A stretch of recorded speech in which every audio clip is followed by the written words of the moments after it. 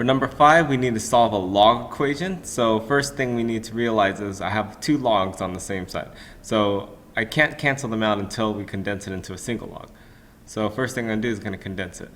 And so I write log once, and if I have addition, this condenses into multiplication. So that's y times y plus 7, which we can then just distribute. So I get log base 2 of y squared plus 7y.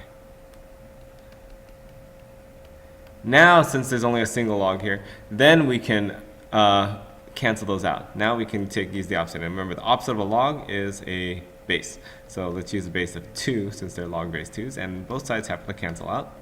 And I get y squared plus 7y is equal to 8. So again, it's a quadratic. So we see these all the time. And then looking at the multiple choices, my hint is probably going to, or it's kind of hinting at being able to solve through factoring. So let's just set it equal to 0 and solve by factoring. And I can see that, okay, these are 3 terms, so we can just set it up right away. I know y times y, let's see, and to multiply to negative 8, maybe 8 and 1, 4 and 2. Since it's 7 here, I'm going to probably guess 8 and 1. And I want positive 7, so that's positive is negative. Double checking. That's 8y. Outside I have minus y, which is 7y, which is what I'm looking for.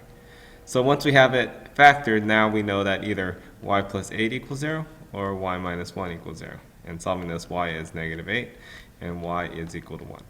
So most people who find this and get it wrong end up answering A. But what's the problem with that? Remember, in order for it to be a solution, it has to work when we substitute it in. So if I try substituting a negative number into my y right here, negative 8 for example, in this problem, then I'm going to end up taking the log of a negative, which we know we can't do, right? I can't multiply 2 to some exponent and end up negative. It's always going to be a positive number. So this one we always cancel out. The negative log we cannot do. So my only answer left is actually B, 1.